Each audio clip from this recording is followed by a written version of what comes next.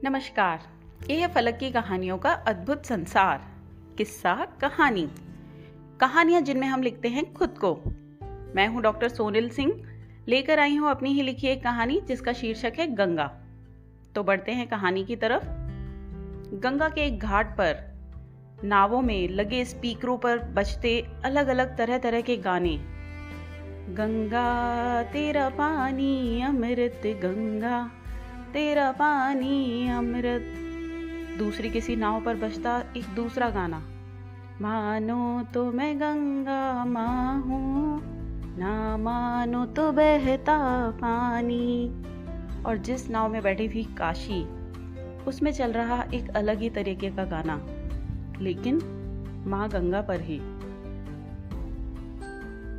गंगा मैया में जब तक ये पानी रहे, मेरे सजना तेरी जिंदगानी रहे, जिंदगानी रहे मैया, ओ गंगा मैया।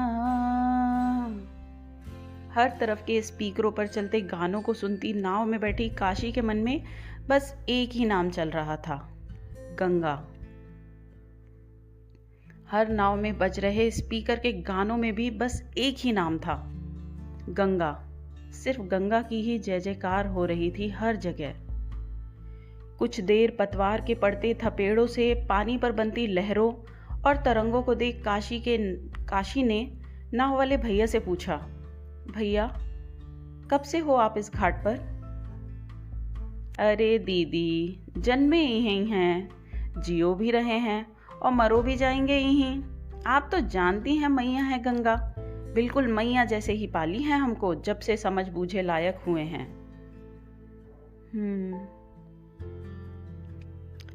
काशी चुपचाप बैठी वापस बनती लहरों और तरंगों को देखने लगी। उसकी आंखों में आंसू छलछला रहे थे।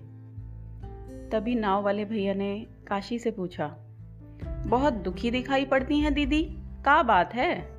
कहिएगा तो गंगा मैया उपाय बताएंगी। आंसू भर बहाने से थोड़ी ना गंगा मैया दुख जान पाएंगी। मैया को कहने से जान जाएंगी क्या? कैसे जानेंगी दुख? ये थोड़े ना किसी की पत्नी है। कैसन बात करती हैं दीदी, वो मैया हैं, सब जानती हैं, लेकिन कह देंगी ना आप तो बोझ हल्का हो जाएगा आपका, और देखिएगा मैया कोनो रास्ता भी सुझाए देंगी। काशी ने आंखें बंद कर ली। माँ, आप तो जानती हैं ना, फिर कितनी बार अपने बच्चे को गिराऊं? सिर्फ लड़की होना इतना बड़ा अभिशाप क्यों है माँ? आप भी तो माँ है ना। एक माँ का दिल ही समझ सकता है कि कैसे जीती है वो अपने बच्चे के ना रहने पर। काशी ने अभी पूरी बात कह भी नहीं पाई थी कि उसे एक आवाज आई, दीदी, ओ दीदी। बोलते हुए नाव वाला गंगा में कूद गया। काशी ने आंखें खोली तो नाव वाला दूर तैरकर एक टोकरी उठा लाया। तेज बच्चे के रोने की आवाज से काशी का ध्यान उस टोकरी पर गया। अभी देखिए, कौनो ये लक्ष्मी को बहा गया। काशी का मन कौतूहल से भर गया। उसे समझ नहीं आ रहा था कि क्या होगा। वो बड़बड़ाने लगी, अब क्या होगा? कैसे रहेगी ये बच्ची? कौन पालेगा इसको? इसके माता पिता कहाँ गए? ऐसे कैसे कोई ये बच्ची छोड़ सकता है? काशी को घबराता देख नाव वाला बहुत ही धीरज से बोला, काहे घबराती हैं दीदी, हमारी 5 बिटियां हैं और ये अब एक ठो और छठी सही।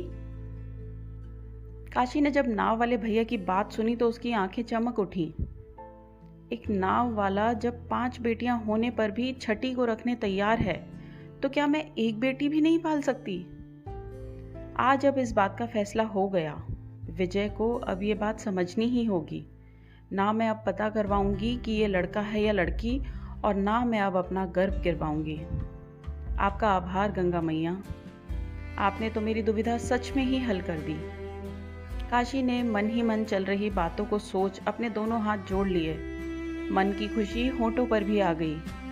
नाव वाले ने देखा तो वो भी मुस्कुरा दिया और बोले रहे ना दीदी, मैया हैं, आप जब दुख बताओगी तभी ना सुनेंगी। अब बच्चा रोएगा नहीं तो माँ काहे दूध पिलाएगी। आपका बहुत बहुत आभार भैया, आपने मेरी आंखें खोल दी हैं। ये लीजिए, इन पैसों से इस बच्ची के लिए कुछ ले लीजिएगा।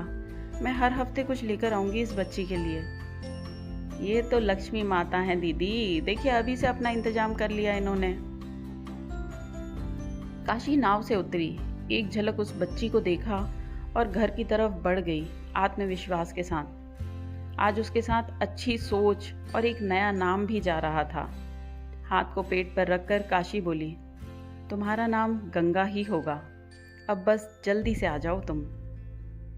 ये कहानी इतनी ही। आप सुन रहे थे डॉक्टर सोनिल की आवाज़ में उनकी ही लिखी कहानी गंगा। अगर आपको ये कहानी पसंद आई तो लाइक करें, कमेंट करें और चैनल को सब्सक्राइब ज़रूर करें। धन्यवाद।